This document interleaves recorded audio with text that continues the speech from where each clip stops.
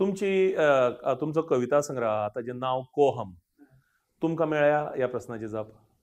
म्हाका कोहम ह्या प्रश्न हांव 19 वर्साचें आसतना इंग्लिशींत हांवें कोहम बरयिल्लें पयल्या आनी मागीर तें हांवें कोंकणींत करून तें कोंकणींत दुसरें पुस्तक म्हूण आयलें. तें खरें म्हजें पयलीं पुस्तक.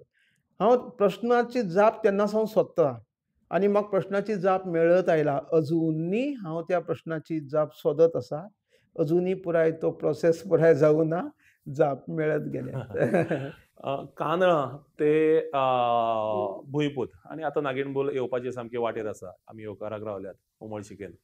हो जो 25-26-27 वर्सांचो साहित्यीक म्हणून पुस्तक छापून आयले उपरांतचो जो काळ आसा तो कितलो सुखदिणो?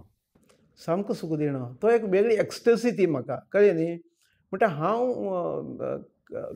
खास करून कादंबरीची प्रांतांत हांव सामको असो म्हाका ती एक समाधी लागिल्ल्या भशेन सविकल्पूय न्ही निर्विकल्प समाधी लागिल्ल्या भशेन जाता म्हाका. ती एक आनंद यात्रा. ते बीज येवप, ते भितर ते डेव्हलप जावप, मागीर तें संशोधन करप. ही एक वेगळी सुखदिणो प्रकार हो. कळ्ळें तुका न्ही. मनाक एक खूब तुका एक सुकून दिता आनी तोच घेवन आमी फुडें वतले.